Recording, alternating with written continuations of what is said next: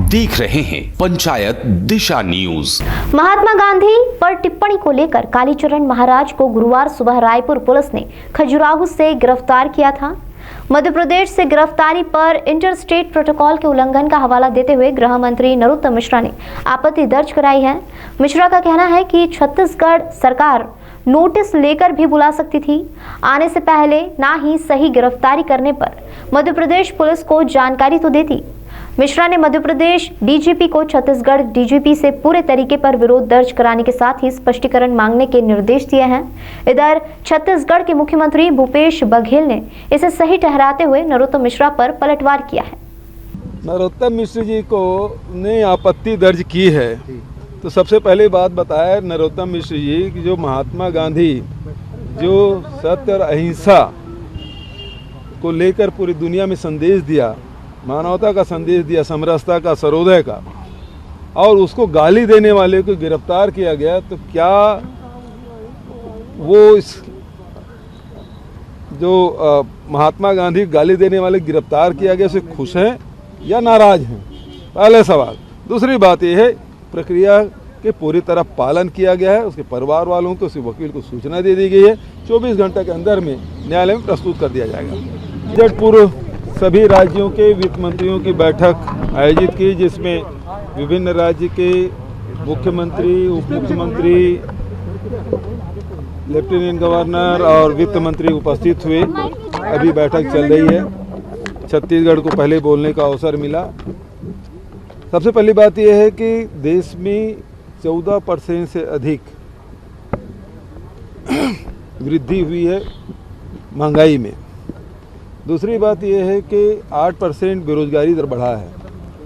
तीसरी बात यह है कि ऊर्जा में पेट्रोल हो, डीजल हो, रसोई गैस हो, बिजली हो, इसमें 40% की वृद्धि हुई है और इसके कारण से देश के लोगों के क्रय शक्ति में भारी कमी आई है और इससे बेरोजगारी बढ़ा भी है। साथ ही करीब 7.5 करोड़ लोग गरीबी रेखा के नीचे आ गए हैं।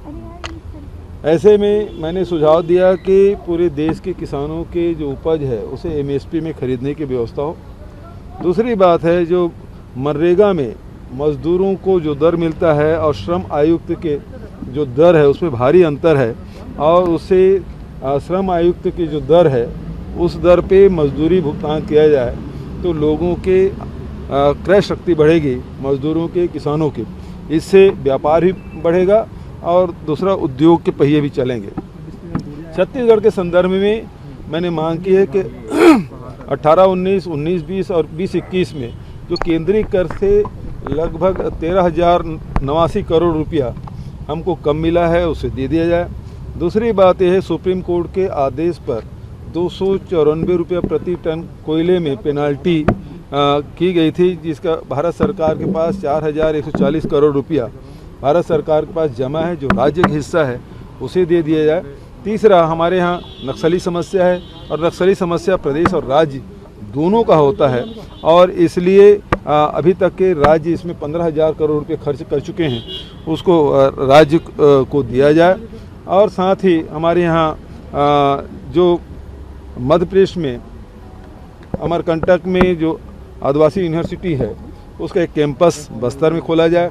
हमारा लैंड लॉक स्टेट है, चारों तरफ से 7 राज्यों से घिरा हुआ राज्य, तो इसलिए इंटरनेशनल कार्गो रायपुर में खोला जाए। और एक बड़ी बात और जो मैंने मांग रखी कि PMGSY के माध्यम से सड़कें तो बन गई है और वर्षों से ये क्रम चल रहा है, जो पुरानी सड़कें हैं उखड़ गई है तो उसे संधारण की भी व्यवस्था की जाए।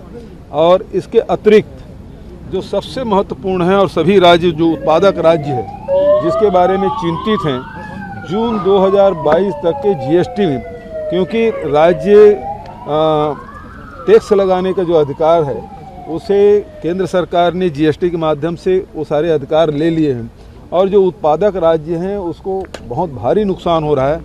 और हमारे छत्तीसगढ़ को लगभग GST कंपनसेशन का 6,500 करोड़ रुपये मिलता है, जून 2022 में समाप्त हो जाएगा। इसका मतलब 2022-23 में ही हम छत्तीसगढ़ को 5,000 करोड़ का नुकसान होगा। तो इसे या तो बढ़ा दिया जाए, उत्पादक राज्यों को जो जीएसटी कंपनसेशन दिया जाता है उसे बढ़ा दिया जाए, या फिर ऐसी कोई व्यवस्था की जाए, स्थायी व्यवस्था की जाए जिससे इसका नुकसान जो हो रहा है वो ना हो।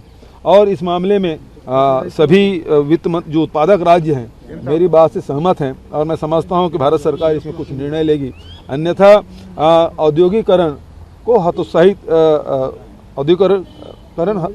होगा, क्योंकि उत्पादन तो वहीं होगा। हमारे जैसे छत्तीसगढ़ में आयरन ओर है तो स्टील प्लांट वहीं लगेगा, हमारे यहाँ सीमेंट है और एल्युमिनियम है तो एल्युमिनियम प्लांट है, सीमेंट प्लांट है, आयरन ओर है, तो ये जो स्टील प्लांट लगेंगे तो हम तो उत्पादन करेंगे और उत्पादन करने का नुकसान हमको होगा और जो खपत करेंगे उनको ज़्यादा मिलेगा। तो इसके लिए जीएसटी कंपनसेशन के लिए 5 साल बढ़ाया जाना चाहिए या इसकी स्थायी हल खोजा जाए।